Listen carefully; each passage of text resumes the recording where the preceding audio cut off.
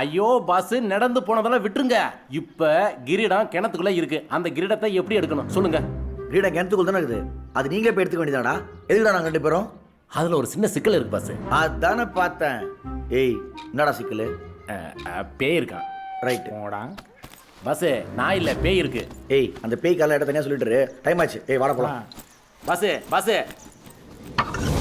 Pass அது எங்க இல்லடா பாஸ்.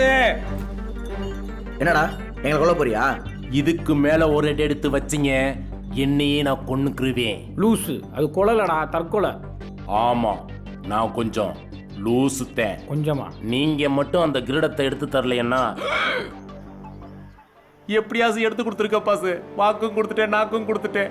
ஏன்டா இவன் மிரட்டுறானா இல்லை கிஞ்சிரானாடா? டேய் விட்றா, பழைய தோசம் கழுத்து எடுத்து கொடுப்போம். வாங்க வாங்க வாங்க வாங்க வாங்க வாங்க வாங்க. நன்றி பாஸ்.